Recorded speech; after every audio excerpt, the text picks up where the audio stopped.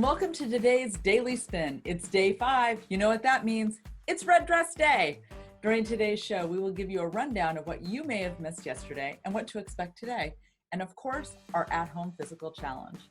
Let's check in on our winner from yesterday's secret phrase, halfway there. Check out who won. Congratulations! You're a winner, baby. You've won our new Ride Me tee from our online camp store. Today's secret phrase is, Yes, Queen.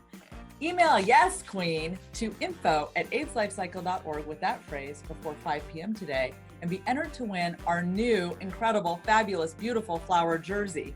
Tune in tomorrow to see if you've won. Visit our camp store where you can order this jersey and other swag and have it delivered straight to your home. Check out the store at AIDSLifeCycle.org/camp store.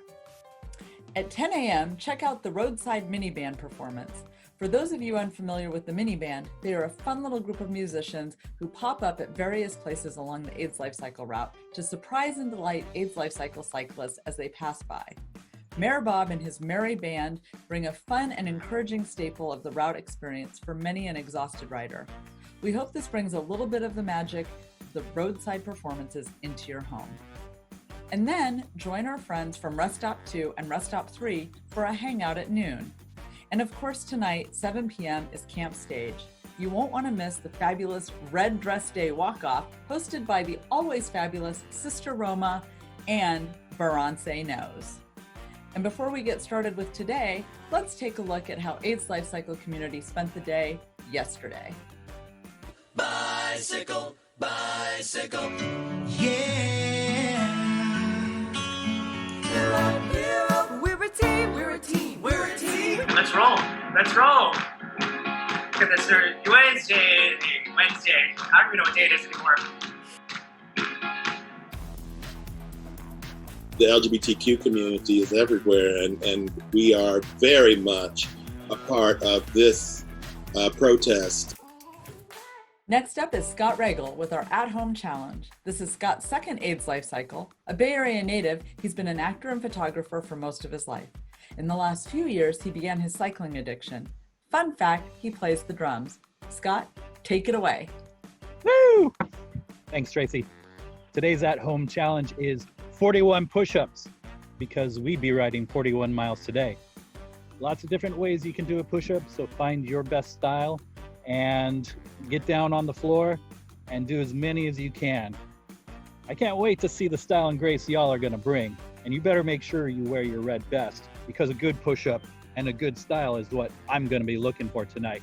So submit a video doing today's at-home challenge online and tag hashtag AIDS Life Cycle to participate. I'll see you later. Thanks, Scott. Fun fact about me, I literally cannot do a push-up. It's not because I'm weak, and it's not because I haven't practiced. It's because I've had a lot of shoulder surgery when I was young, and now my left arm literally doesn't go that way.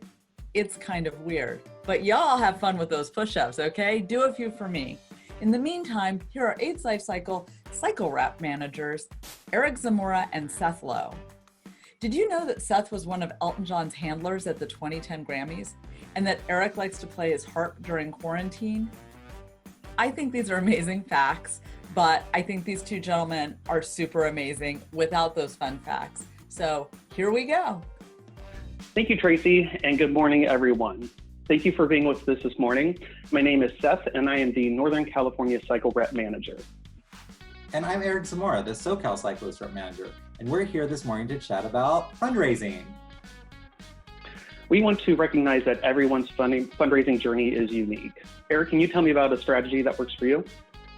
I think my favorite strategy is to start writing down all the people pretty much I've ever met in my entire life.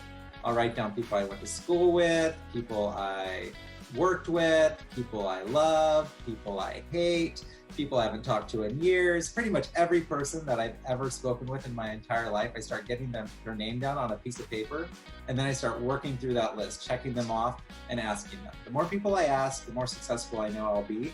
And you'd be surprised who will give. Exes and current lovers as well. That's awesome.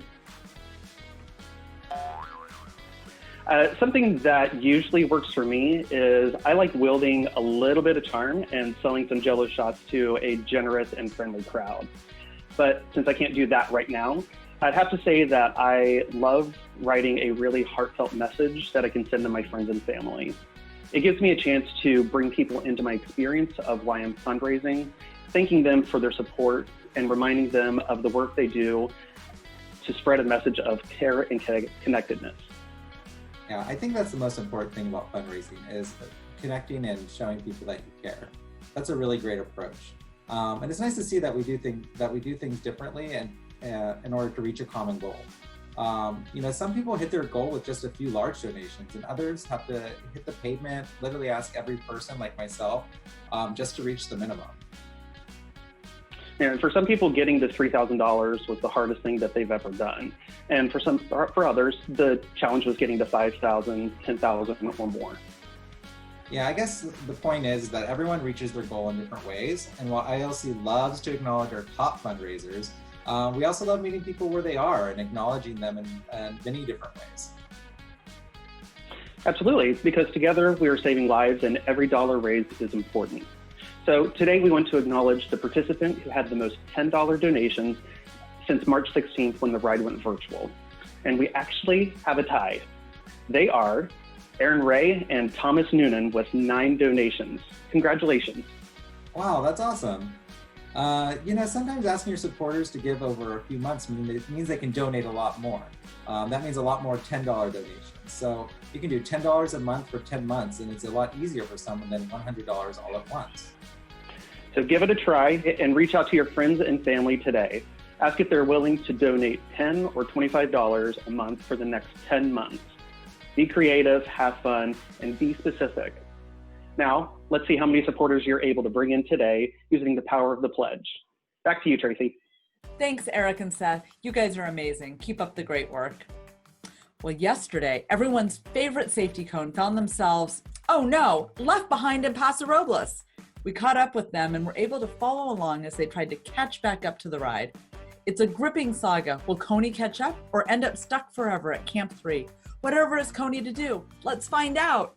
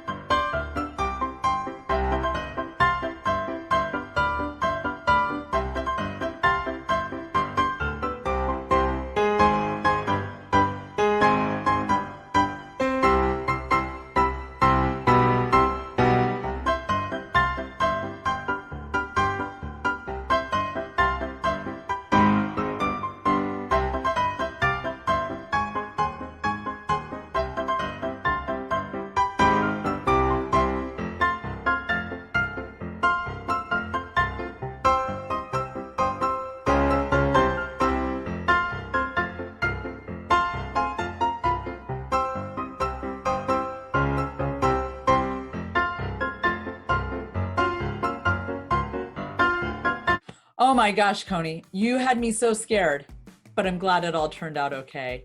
It usually does with AIDS Life Cycle. Hey, speaking of AIDS Life Cycle, please join us next year for 2021. If you haven't already registered yet for next year, you can do so at aidslifecycle.org and join the thousands of folks who are already signed up.